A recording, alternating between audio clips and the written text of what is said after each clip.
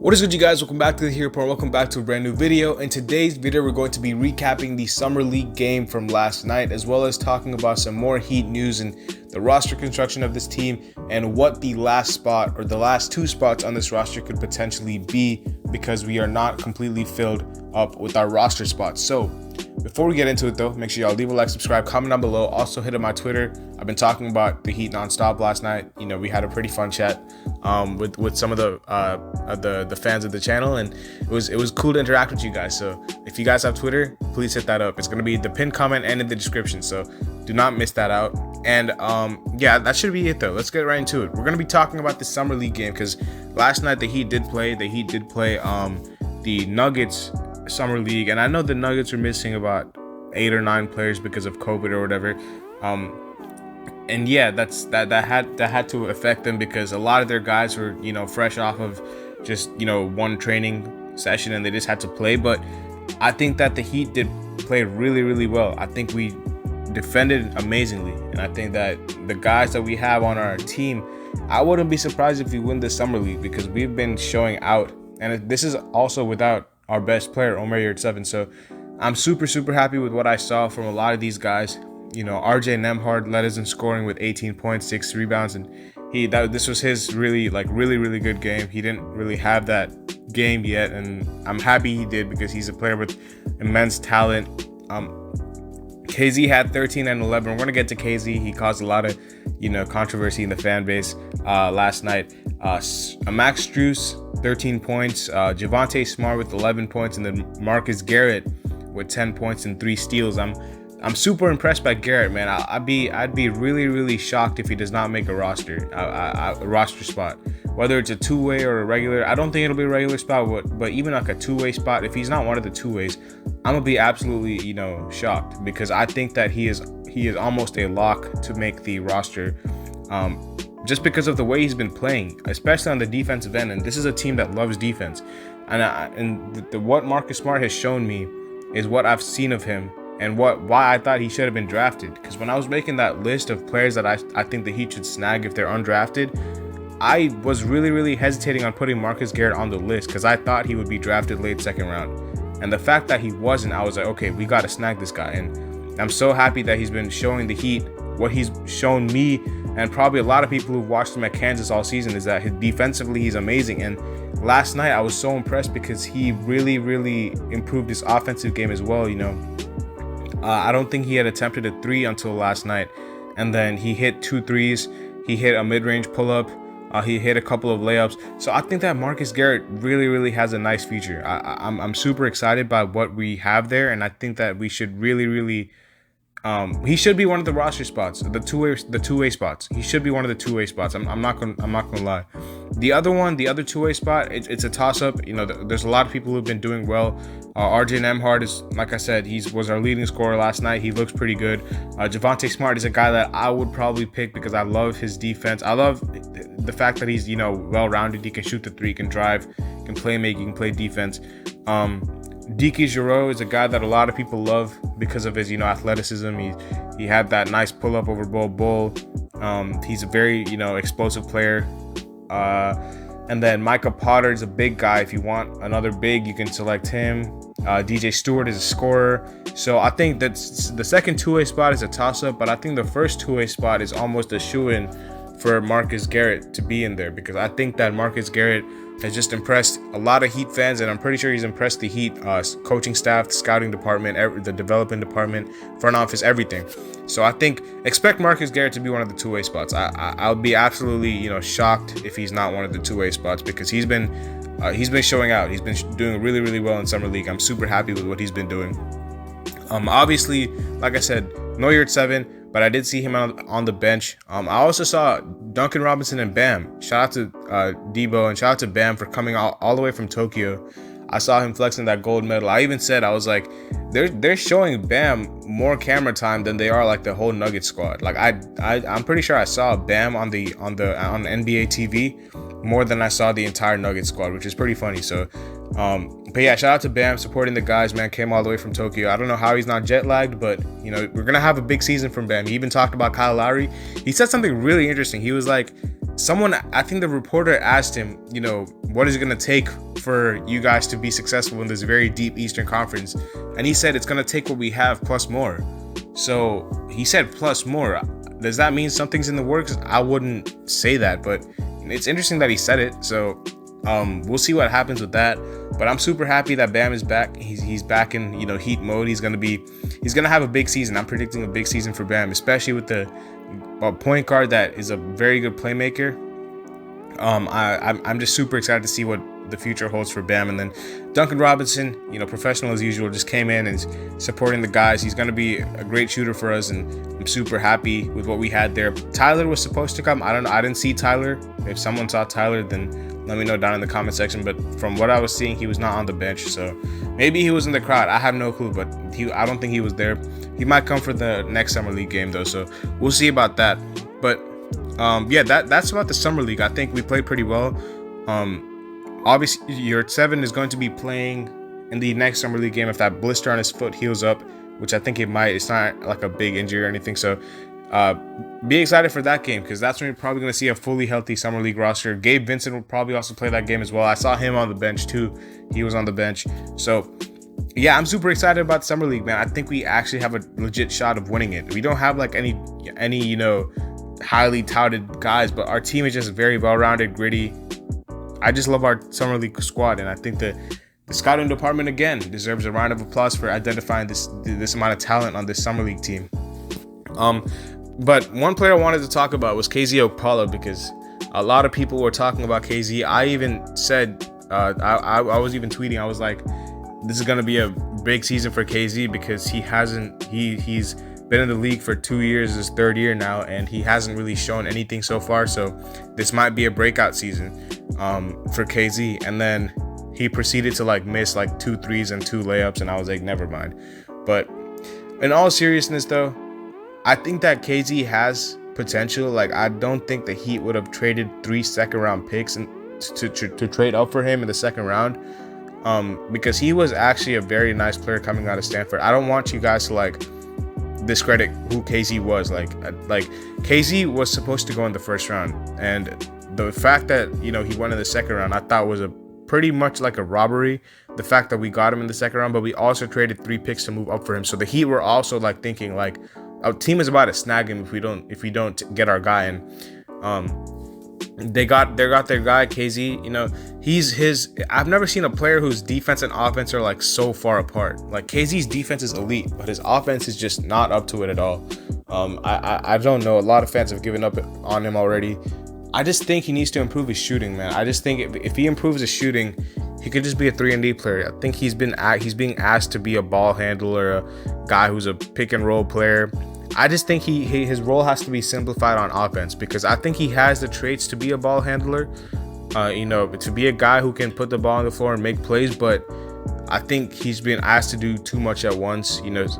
Some people are asking him to be a spot-up shooter. Some people are asking him to be a playmaker. Some people are asking him to be a finisher. He just has to simplify his role. And I think that once he does that, he'll be all right. I don't see him playing much this season, but maybe he might, because we don't really have a backup 3. It might be Max Strus, but if it's not Max Strus, it might be KZ. I think that KZ is a guy that I would love to pan out, because I was super high on him. He just hasn't found his footing yet. But he's not going anywhere for this season, presumably. So he's gonna have this season to show what he has, and the next season I'm pretty sure he is a free agent. So I think that KZ Okpala is a guy that would be it would be a luxury if he even shows anything, because what he's shown so far is nothing on offense. Defensively, we all know that he's a very good defender. I'm not even gonna talk about his defense, because his defense is elite. His defense is really, really good. His offense, however, is so bad that if he shows me anything in this season, I'll say that's a luxury, because I'm not putting my expectations high anymore. I don't know why I was talking about it being a breakout season. That was dumb of me. I probably should have just taken everything with a grain of salt, and I'm just gonna put everything to a clean slate and not have any expectations for KZ on offense. And if he delivers, he delivers. That's cool. If he doesn't, it's what I'm expecting. So that's what I have to say about KZ, man. Hopefully this is the year that he gets from me. That if he doesn't show it this year, then I don't know how much longer you can wait, because This is his third year, and he hasn't really shown much at all. So this is the year that I'd be watching for, if it's in order to see if KZ is going to show anything. But my expectations are not high. So that's what I have to say about KZ. And then we have to talk about these the last two spots on this roster, obviously, because the roster is not completely filled up. A lot of people want Wesley Matthews. I've seen a lot of Heat fans wanting Wesley Matthews. Listen, I might be in the rare group that doesn't think Wesley Matthews is necessary, and here's why. I even said this on Twitter. Like, Wesley Matthews, people want him because he's a shooter. He's a nice shooter. He can play defense. That's great, right? But I think that we already have a guy in Max Strus who can probably take that role if we don't get Wesley Matthews. So I don't think he is a necessity. I think what we don't have right now, which I don't think any of our bench guys can really do, is a backup point guard who can play make. We don't have that. We do not have that. And I don't think we have a backup point guard, like a point guard, not a shooting guard, because you can put Tyler Hero at point guard, but he's not a point guard, he's a shooting guard. So we do not have a backup point guard, and we desperately, in my opinion, need a backup point guard, because a lot of people are talking about Wesley Matthews, but who's going to handle the ball off the bench? Like, who are we going to have? Is it going to be Gabe Vincent? I don't think Gabe Vincent on a team that wants to win a championship is a good enough backup point guard. And this is no disrespect to Gabe. I think he can have a nice career, but we need a backup point guard because we don't have one. Gabe Vincent is not like this amazing playmaker. He's a guy who loves to score. He's a combo guard. So I want a backup point guard who's going to be a ball handler, who can, play make a little bit.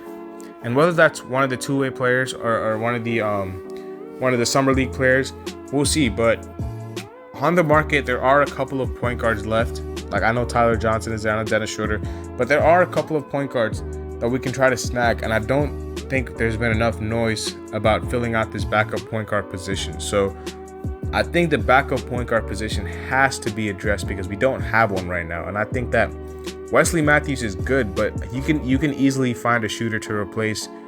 You can easily find a shooter to bring in during the trade deadline or the buyout market if we don't need a shooter, because they're always available. There's always shooters like, JJ Redick is a guy who's always getting bought out, or even like when we were playing the Sixers and we lost to the Sixers like 4-1 in about 4 or 5 years ago, they had just gotten Bellinelli and Ersan Ilyasova from the buyout market. So if you need shooters, they'll always be available. But backup point guards is something that's a luxury. Like, a guy who can handle the ball off the bench is something that a lot of teams would like to have, and I don't think that we have one right now. I think that Tyler's a guy that can score off the bench. Max Strus is a shooter. Markieff Morris is another shooter. Dwayne Dedmon is a big who's going to be a lob threat and pick and roll guy. We don't have a guy who's going to handle the ball. And last year I think it was Goran, and Goran was one of the best backup point guards that we could have asked for.